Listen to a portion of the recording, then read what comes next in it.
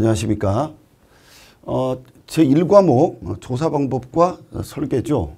여기에는 파트가 이렇게 5개가 있습니다. 이제부터 이 파트별로 기출 및 예상 적중 문제 같이 풀어보도록 하겠습니다.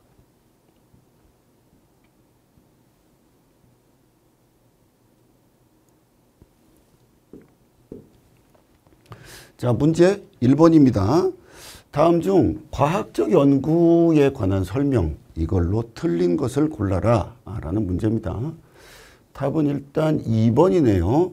왜냐하면 과학적 연구라는 것은 해설에 제가 적어놨습니다만 경험적, 실증적, 객관적으로 수행을 하는 것이죠. 그런데 여기 보면 핵심적, 실증적, 주관적 이 말이 틀렸죠. 특히 주관적 이 말은 이 객관적이란 말과 정면으로 이제 배치되는 말입니다. 따라서 답은 2번이고 나머지의 얘기들은 다 맞는 얘기겠죠. 연구의 목적은 현상을 체계적으로 조사하고 분석해서 문제를 해결하는 것이다. 맞고 예측을 위한 연구는 이론에 근거해서 주로 이루어진다. 맞고 연구의 결론은 자료가 제공하는 범위 안에서 내려져야 한다. 이것도 맞는 얘기가 되겠습니다.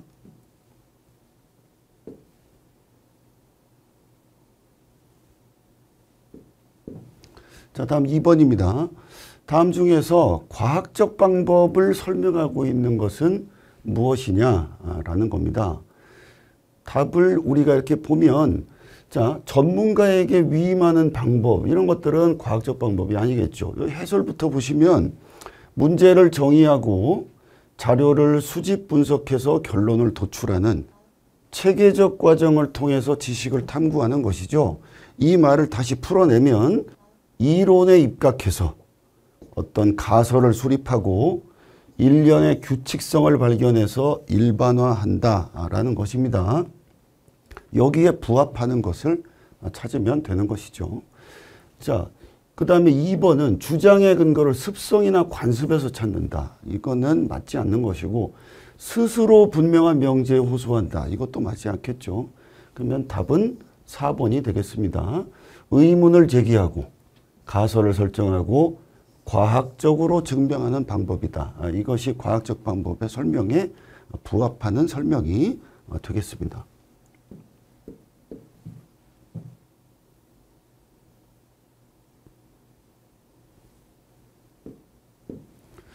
자, 이제 3번입니다.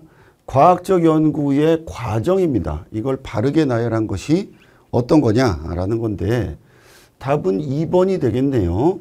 왜냐하면 과학적 연구의 과정을 보시죠. 이론, 가설, 관찰, 경험적 일반화 이런 과정을 거치는 것입니다. 즉 이론에 입각해서 가설을 수립하고 일련의 규칙성을 발견해서 일반화한다라고 우리가 정의를 알고 있죠. 따라서 여기에 해당하는 것은 이론, 가설, 관찰, 경험적 일반화라는 순서로 되어 있는 2번이 답이 되겠습니다.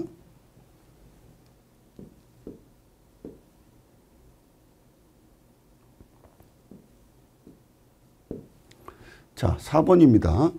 과학적 방법의 특징에 해당하지 않는 것은 이라는 문제입니다. 자, 이랬을 때 답은 3번이네요. 왜냐하면 논리성과 인과성 맞고요.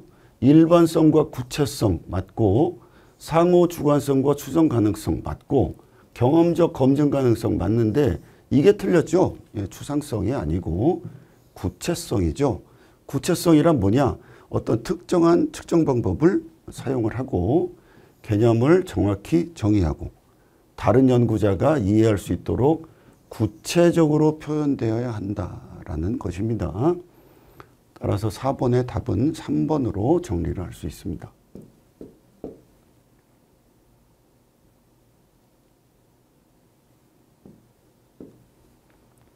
자, 이제 5번 문제 같이 보겠습니다. 과학적 연구 방법에 관한 설명입니다. 여기에서 옳지 않은 것을 골라라 라는 겁니다. 자, 첫 번째 간결성. 최소한의 설명 변수만을 사용해서 가능한 최대 설명력을 얻는다. 맞네요. 두 번째, 모든 현상은 자연 발생적이어야 된다. 이게 아니죠. 과학적 방법의 특징 중에 인과성이라는 것은 어떤 거죠? 과학적 현상이란 게 스스로 발생하는 것이 아니고 반드시 원인이 존재해야 된다는 것이죠. 그런 뜻에서 보면 답은 2번이 되겠습니다. 나머지 쭉 볼까요? 일반성, 경험을 통해서 얻은 구체적 사실로 보편적인 원리를 추구한다. 맞고 4번에 경험적 검증 가능성, 이론의 현실 세계에서 경험을 통해 검증될 수 있어야 된다. 역시 맞는 기술이 되겠습니다.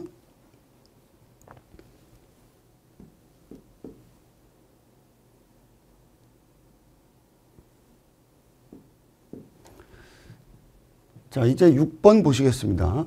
과학적 연구의 특성인데요. 여기에 관한 설명과 가장 거리가 먼 것은 이라는 문제입니다.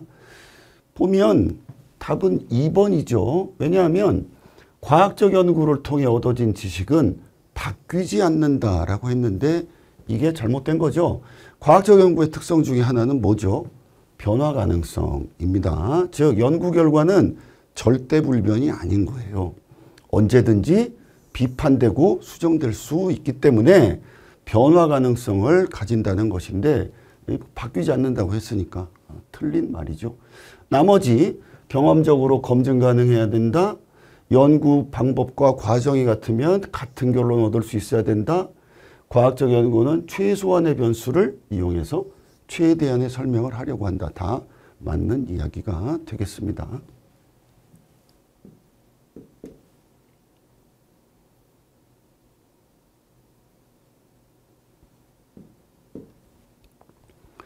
자, 이제 7번입니다. 과학적 연구 방법의 특징에 관한 설명으로 틀린 것을 골라라 라는 문제입니다. 자, 과학적 연구는 논리적 사고에 의존한다. 예, 맞죠? 2번, 과학적 진실의 현실 적합성을 높이기 위해서 가급적 많은 자료와 변수를 포함하는 것이 좋다. 이게 틀린 얘기네요. 보면 과학적 연구의 특성 중에 하나는 어떤 겁니까? 간결성입니다. 즉 가급적 최소한의 설명 변수로 보다 많은 설명력, 이걸 확보할 수 있어야 한다는 것인데 거기에 거리가 멀게 지금 기술이 돼 있죠. 나머지도 맞는 얘기겠죠. 일단 이것이 틀린 거니까 답이고요. 3번, 4번 보면 과학적 현상은 스스로 발생하는 것이 아니고 우리가 금방 본 얘기죠. 어떤 원인이 있는 거고 그 원인은 논리적으로 확인될 수 있어야 된다라는 거. 4번에 사회과학 분야 연구에서 과학성은 연구자들이 공통적으로 가지는 주관성에 근거하는 경우가 많다. 이게 이제 그 간주관성에 대한 설명이죠.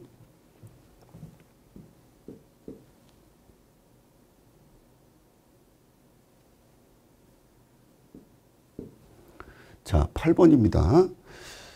과학적 방법의 특징 중에 이 박스 안에 있는 내용은 뭐에 관한 설명이냐라는 겁니다. 대통령 후보 지지율 얘기가 나왔네요. 여기에 대해서 여론조사를 실시를 하는데 여당, 야당, 서로 어떤 주관이나 이런 것들이 다르겠죠. 그렇게 동시에 실시를 했다. 여당, 야당. 그런데 서로 다른 동기에 의해서 조사를 했지만 만약 양쪽의 조사 설계와 자료 수집 과정이 객관적이라면 이렇게 서로 독립적으로 조사를 했더라도 양쪽 당의 조사 결과는 이렇게 동일해야 된다라는 것은 뭐냐라는 겁니다. 답은 2번의 상호 주관성이겠죠. 연구자들의 주관이 제각기 달라도 이 상호 주관성의 정의를 보면 동일한 방법을 사용했을 때에는 동일한 해석, 설명에 도달할 수 있어야 한다라는 것이죠. 얘는 과학적 방법의 특징 중에서 상호 주관성에 해당하는 설명이니까 8번의 답은 2번이 되겠습니다.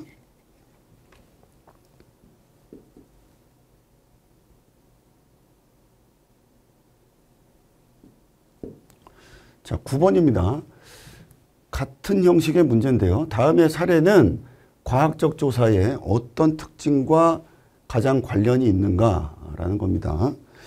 이때 A 연구원이 있어요. 그런데 유권자의 투표 행위가 아무런 이유 없이 일어난 행동이 아니다라는 거예요. 그러면 뭐냐? 어떤 원인으로 인해서 이 행동이 일어났다는 건데, 즉 얘가 X고 이 행동이 일어난 게 이제 Y란 얘기죠. 그래서 즉 독립 변수가 뭐냐?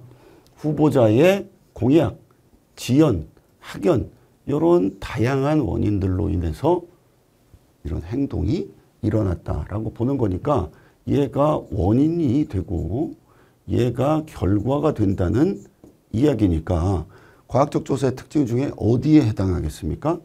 과학적 현상은 스스로 발생하는 게 아니고 반드시 원인이 존재한다. 즉 인과성에 해당하는 겁니다. 따라서 답은 3번이 되겠습니다.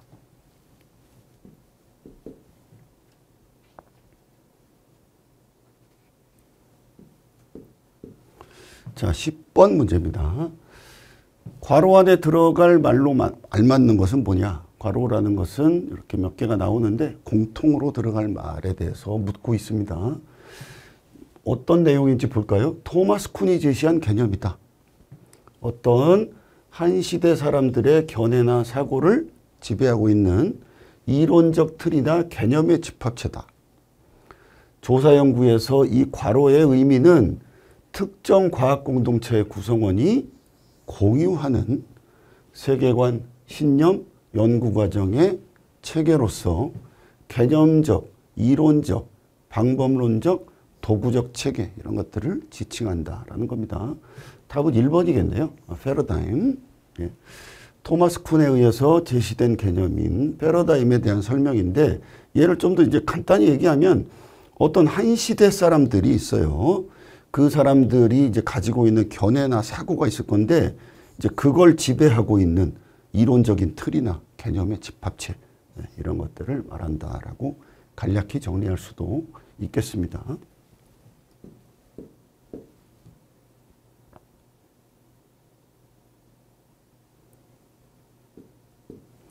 자, 11번 문제입니다. 실증주의에 관한 설명이다.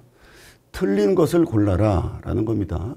실증주의 하면 우리가 어떤 것들이 주로 이제 떠오릅니까? 뭐 객관, 뭐 정량조사, 양적조사, 그리고 경험, 경험적, 뭐 일반화 이런 등등의 그런 핵심 단어들이 떠오르시죠. 그리고 이제 실험이라는 것도 같이 떠오르실 겁니다.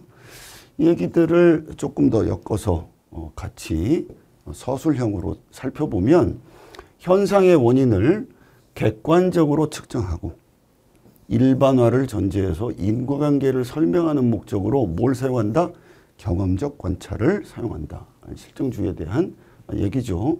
인간 행동의 일반적인 형태를 예측하는 데 사용할 수 있는 일반적 법칙을 어디에 근거해서? 확률에 근거해서 발견하고 이를 확인하기 위해서 논리적 유추, 경험적 관찰 이런 것들을 활용해서 연구하는 것이다. 과학적 원리를 이용한 실험을 강조한다. 라고 해서 아까 우리가 잠깐 살펴봤던 키워드들 이런 것들과 이제 연관이 되는 그런 기술이었습니다. 자, 그렇게 놓고 보면 일반화 가능성 맞죠? 과학과 비과학 이걸 철저히 구분하려고 한다. 예, 맞는 얘기고 인간 행위를 예측할 수 있는 확률적 법칙을 강조한다. 이것도 맞는 얘기겠죠. 답은 4번이겠네요. 뭐가 틀렸을까요? 인간 행위의 사회적 의미를 행위자의 입장에서 이해한다. 이거는 해석주의적인 그런 얘기죠. 그래서 해설에도 제가 적어놨습니다만 현상의 원인을 개인의 경험, 사회적 행위 이런 주관적 의미에 대한 해석과 이해를 통해 설명하는 해석주의에 대한 설명이다. 이 4번은 실증주의에 관한 것이 아니라 라고 기술을 해놨으니 참조하시면 되겠습니다.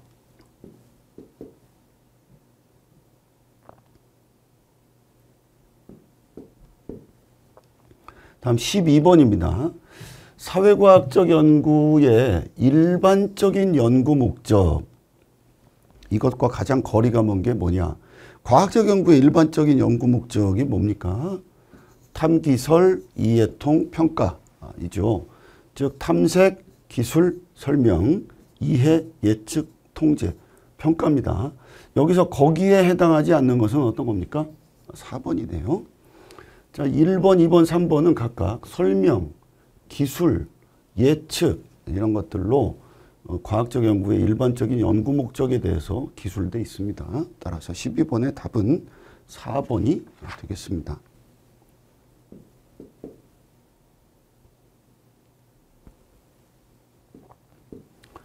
자, 이제 13번 문제입니다. 연구의 목적 그리고 사례, 이 연결이 잘못된 것은 뭐냐라는 문제입니다.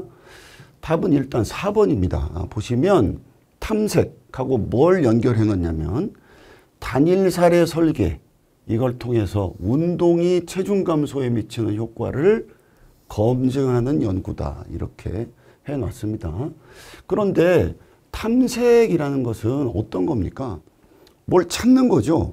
뭔가 통찰과 아이디어 이런 것들을 얻기 위해서 사실이나 정보에 대해서 살펴보고 찾는 것이라고 우리는 학습을 했습니다. 그런데 이 연결된 사례를 보면 운동이 체중 감소에 미치는 효과, 이걸 검증한다는 것은 과학적 연구의 목적 중에서 X가 Y에 미치는 이 인과관계에 대한 설명에 해당하죠. 일단 맞지가 않죠. 그리고 조금 더 나아가서 우리가 가만히 생각을 해보면 운동을 하면 체중 감소에 이러한 효과를 미친다라고 일반화하겠다는 거 아닙니까? 그런데 우리가 알다시피 단일 사례 설계, 이거는 그 일반화와는 거리가 먼 개념이죠. 따라서 답은 4번입니다.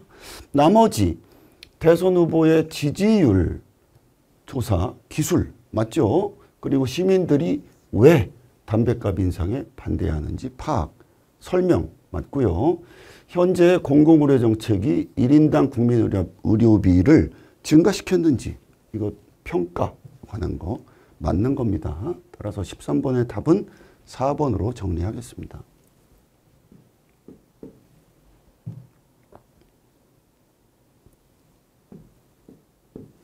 자, 다음 14번입니다. 일반적인 연구 수행 절차, 과학적 조사의 절차를 얘기하는 겁니다. 이걸로 가장 적합한 게 어떤 거냐라는 건데 일반적인 과학적 조사의 절차를 한번 생각을 해볼까요? 자, 문제 인식과 문제 정립이 먼저죠. 그 다음에 거기 관련한 어떤 기존 이론, 연구 이런 것들을 살펴볼 수 있죠. 즉 선행 연구에 대한 어떤 고찰 이런 것들이 여기 들어올 수 있고요. 그 다음에 가설을 설정하죠. 이런 것들에 이제 쭉 프레임을 잡아가면서 조사 설계를 하고 자료 수집과 자료 분석을 합니다. 그래서 나중에 리포팅하는 이런 일련의 흐름으로 이어지는 것이죠. 주어진 1, 2, 3, 4번 중에서 여기에 이제 부합을 하는 거, 그거는 1번이 되겠네요. 문제 설정, 문헌 고찰, 가설 설정, 연구 설계, 자료 수집, 분석 및 논의. 따라서 14번의 답은 1번입니다.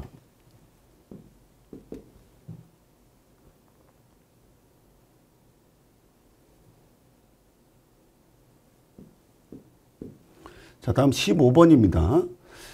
다음은 조사 연구 과정의 일부이다 하면서 얘를 순서대로 나열한 게 뭐냐라는 물음인데요. 답은 3번입니다. 일단 하나하나 보실까요? 일반적인 과학적 조사 절차, 금방 우리가 살펴봤죠. 문제 인식과 문제 정립, 그 다음에 뭐라 그랬죠? 기존 이론 연구의 고찰, 그 다음에는요 가설 설정, 그 다음에 조사 설계 이렇게 하고 자료 수집, 자료 분석, 그 다음에 보고서 작성, 즉 리포팅, 이런 흐름으로 이어지죠. 그러면 여기에 해당하는 것들을 이 박스 속에 있는 내용하고 잘 연결을 시켜보면 되겠죠. 제일 먼저 나올 수 있는 게 이 관심 주제를 선정한다는 거죠. 난민의 수용이다. 이렇게 관심 주제를 선정한다는 거니까 이게 첫 번째일 거고요. 그 다음에 가설 설정이 뒤를 따를 겁니다.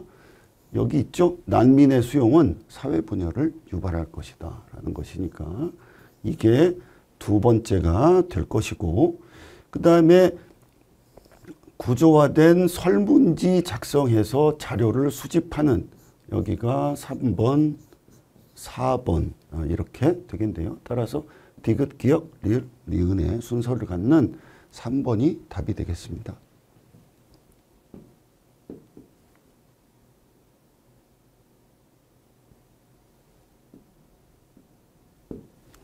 자, 다음 이제 16번입니다. 사회조사 시에 수집한 자료를 편집, 정정, 보완하거나 필요에 따라서 삭제해야 될 필요성이 생겨나는 단계가 뭐냐라는 겁니다. 답은 3번이네요. 예. 자료 분석 단계. 왜냐하면 자료 분석 단계는 수집된 자료를 조사 연구의 가설 등과 연관해서 분석 및 평가하는 단계죠. 그리고 이 단계에서 자료의 편집, 정정, 보완, 삭제 이런 것들이 포함되게 되기 때문입니다. 16번의 답은 3번입니다.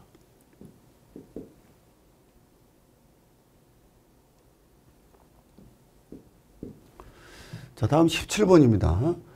비과학적 지식 형성 방법이다. 그런데 이 중에서 직관에 의한 지식 형성의 오류, 여기에 해당하지 않는 것은 뭐냐라는 겁니다.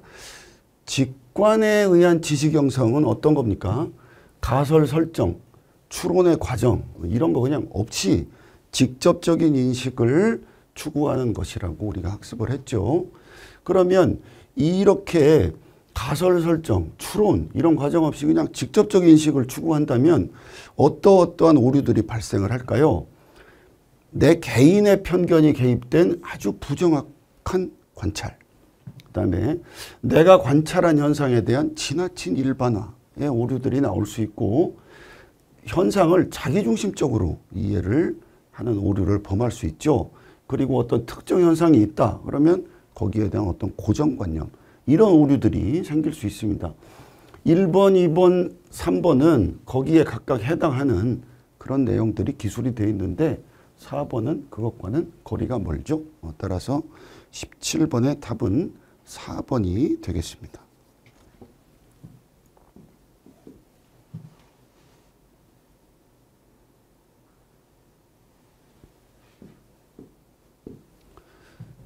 자, 18번 문제입니다.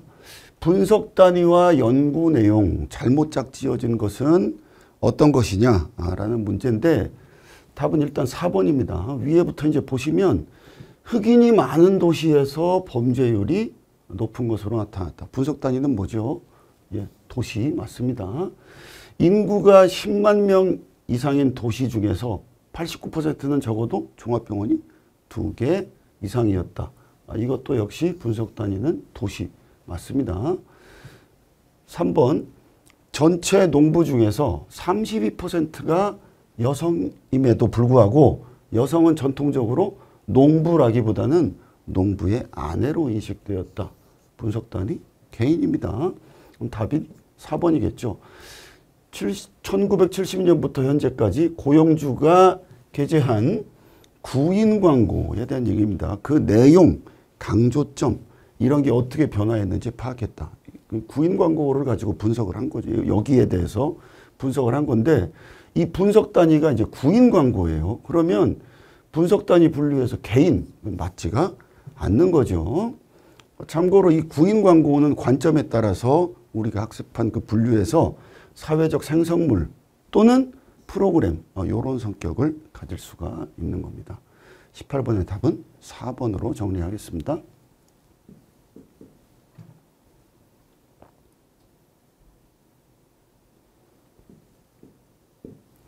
19번 문제입니다. 마찬가지로 분석 단위에 대한 문제인데요. 자, 분석 단위가 나머지 셋과 다른 하나가 뭐냐라는 문제입니다. 답은 2번이네요. 왜냐하면 대학생의 연령조사, 이건 분석 단위가 개인이죠. 그런데 나머지는 뭡니까? 가구 소득, 가구당 자동차 보유 현황, 전국 슈퍼마켓당 종업원 수, 전부 집단이 되겠습니다. 19번의 답은 2번입니다.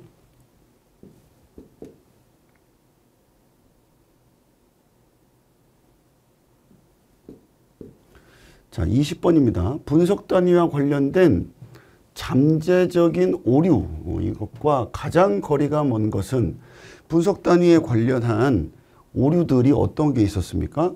생태학적 오류, 개인주의적 오류, 환원주의적 오류, 이런 것들이 있었죠. 여기에 해당하지 않는 것은 3번이네요. 예, 따라서 20번의 답은 3번이고, 참고적으로 그 1번에 있는 동어반복이라는 것은 한 단어나 문장에서 동의어를 이렇게 되풀이해서 쓰는 거, 이제 그걸 말하는 거니까 참조하시면 되겠습니다. 예, 이상으로 20번까지 살펴봤습니다. 수고하셨습니다.